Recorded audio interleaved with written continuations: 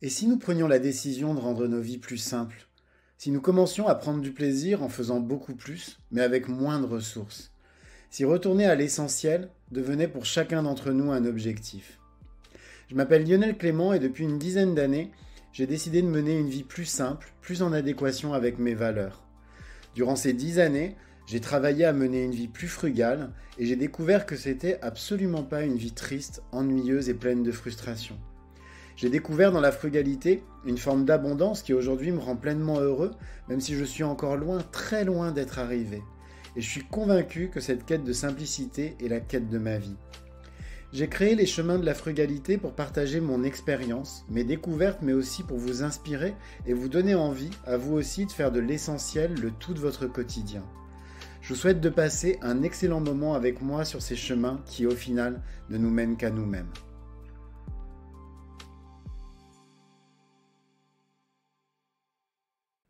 Dans mon épisode d'hier, je vous ai parlé de notre consommation de poisson et de ses impacts pas forcément si positifs qu'on voudrait bien le croire.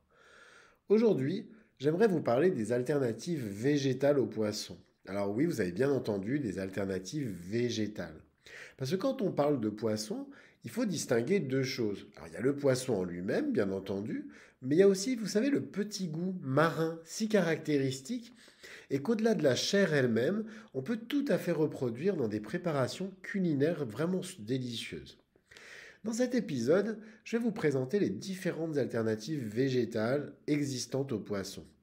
Et je vous donnerai également la recette d'un filet de poisson pané, délicieux et surtout 100% végétal. Et la première alternative, c'est le tofu. Le premier de ces aliments, c'est forcément lui, parce que comme je le dis souvent, le principal intérêt du tofu, c'est justement de n'avoir aucun goût, mais de pouvoir par contre prendre le goût de toutes les préparations dans lesquelles vous allez l'incorporer. Et en fonction de la technique de cuisson que vous allez adopter, le tofu il peut prendre plein de textures vraiment intéressantes. Alors pour remplacer le poisson, vous allez pouvoir le faire mariner, le presser plus ou moins en fonction de la quantité d'eau que vous voulez qu'il reste dans le tofu, mais aussi le faire cuire à la vapeur, en friture, etc. Bref, le tofu, c'est un must pour remplacer le poisson dans votre assiette. Le deuxième aliment, c'est le tempeh. Alors le tempeh, c'est une préparation à base de soja fermenté qui a un goût vraiment très particulier. Alors personnellement, j'aime beaucoup l'intégrer dans des ragoûts ou le hacher pour l'intégrer dans une farce. Mais j'adore aussi l'intégrer dans des préparations dans lesquelles on intégrerait normalement des fruits de mer. Par exemple, j'utilise dans ma paella, juste après l'avoir fait mariner avec des algues ou du jus de citron. Et ça remplace très bien, par exemple, les moules, ce genre de choses. C'est un vrai délice. Et je vous garantis que ça vaut vraiment le coup. C'est vraiment à se lécher les doigts.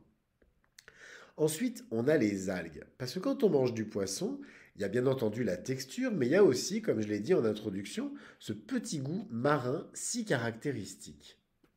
Et pour arriver à le retrouver, rien ne vaut les algues. On en trouve de diverses formes avec des goûts très différents, le plus souvent fraîches. Alors celles-là, il faut les consommer immédiatement, vraiment dans les jours qui suivent l'achat, mais aussi sèches en paillettes. Et elles peuvent se conserver presque indéfiniment comme tous les produits secs. Alors, parmi les plus connus, vous avez l'algue nori. Alors, c'est celle qui est utilisée dans la fabrication des sushis. Il suffit simplement, quand vous achetez vos feuilles, de les casser pour pouvoir les utiliser, par exemple, dans des marinades.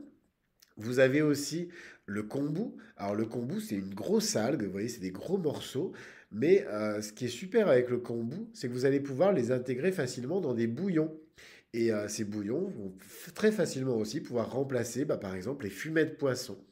Et puis ensuite, vous avez la dulse. Alors la dulse, c'est une algue rouge qui est très très répandue et qui est vraiment super bonne à manger. Ensuite, vous avez les champignons. Alors on peut avoir du mal à l'imaginer, mais les champignons, ils sont extraordinaires pour reproduire la texture du poisson. Et l'autre avantage, c'est qu'ils prennent eux aussi très facilement le goût des aliments avec lesquels on les prépare. Alors parmi mes champignons phares, on peut retrouver, pour retrouver justement la texture du poisson, vous avez la pleurote par exemple, mais aussi les très gros, vous savez, les très gros champignons de Paris à farcir. Alors, il faut d'abord les faire mariner avant de les utiliser. Donc, vous les faites mariner avec des algues, un peu de sauce soja. Et je vous garantis que vous allez vraiment m'en dire des nouvelles parce que c'est vraiment bluffant.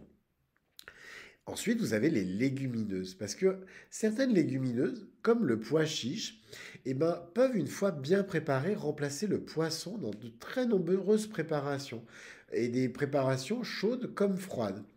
Alors, par exemple, moi j'aime bien utiliser les pois chiches pour remplacer le thon dans des pains bagnas.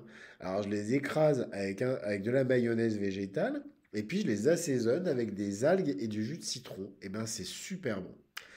Et puis ensuite, vous avez le seitan. Alors le seitan, comme le tofu, c'est un produit qui est super polyvalent. Donc il est fabriqué à partir de gluten de blé. Donc pour les personnes intolérantes au gluten, il faut oublier. Mais c'est vraiment un produit qui va permettre de faire énormément de choses et prendre énormément de saveurs.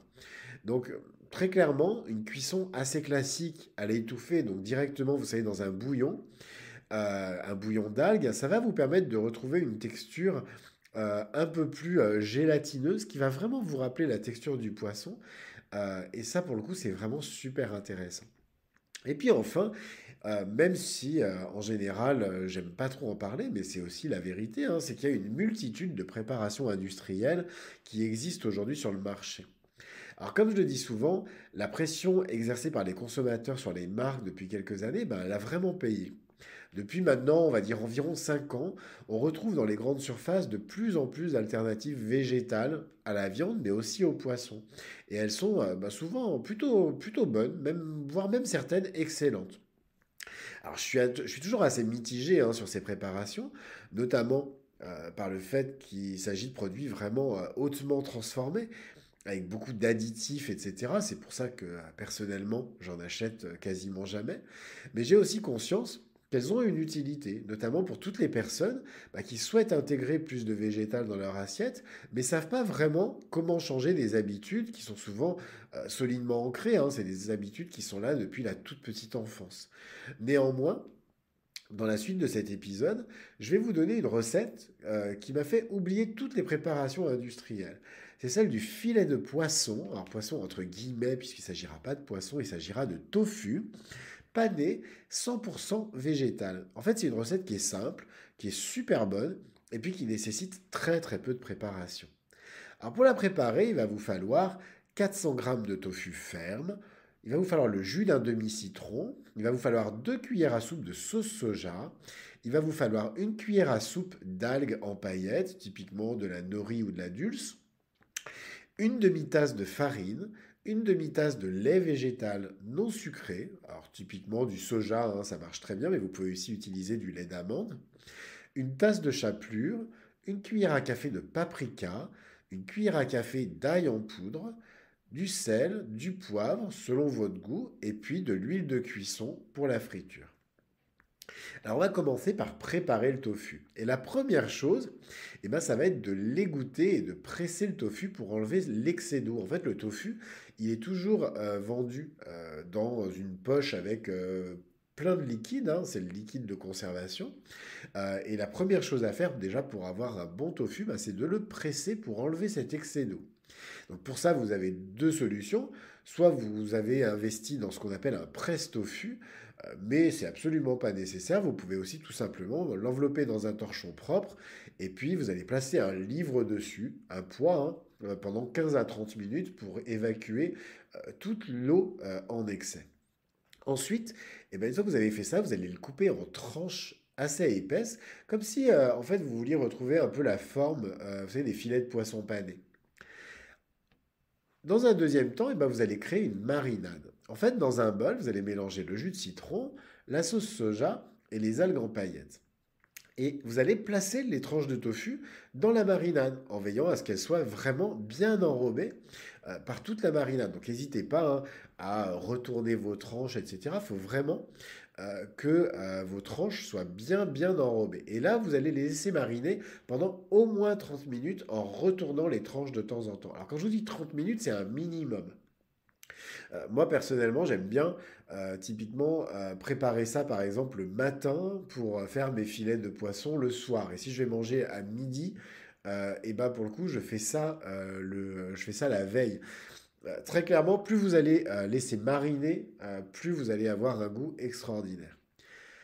Pendant ce temps-là, vous allez préparer la panure. Alors dans un bol, eh ben, vous allez mélanger la farine, le paprika, l'ail en poudre, le sel et le poivre. Dans un deuxième bol, vous allez verser votre lait végétal. Et puis dans un troisième bol, eh ben, vous allez mettre votre chapelure. Et puis ensuite, comme vous le feriez pour paner classiquement, hein, vous allez d'abord tremper votre tranche de tofu mariné dans la farine épicée.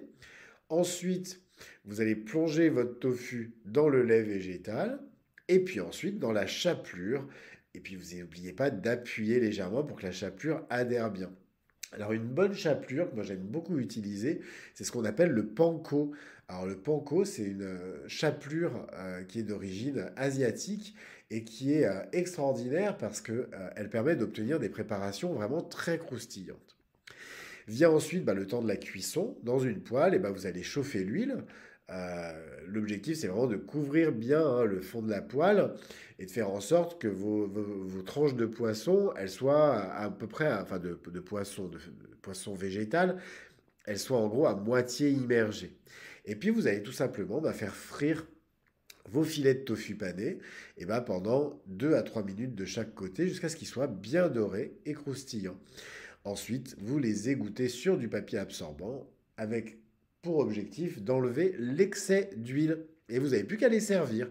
Et moi, je vous conseille de les servir tout simplement avec des frites, avec des légumes, une salade et une bonne sauce tartare. Hein. C'est très facile à préparer, une sauce tartare végétale.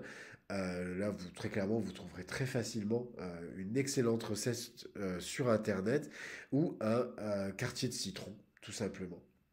Je vous souhaite un excellent appétit et je vous conseille vraiment de faire cette recette. Hein. Vous allez voir, elle est délicieuse, elle est hyper économique. Très clairement, ça vous coûtera beaucoup moins cher que du poisson frais et vous allez voir que vous allez vous régaler. Cet épisode des chemins de la frugalité est maintenant terminé. Alors comme d'habitude, je vous invite, si vous aimez mon podcast, à vous y abonner et pourquoi pas à lui mettre 5 étoiles sur votre plateforme de podcast préférée. Ça va beaucoup m'aider à bien le référencer, c'est-à-dire à le rendre beaucoup plus visible sur ces plateformes. C'est très important pour me soutenir dans mon travail. Et puis sinon, vous pouvez aussi le partager autour de vous afin de le faire connaître à vos proches. En attendant, je vous souhaite à tous une très très belle journée et puis je vous dis à demain pour un nouvel épisode. Au revoir.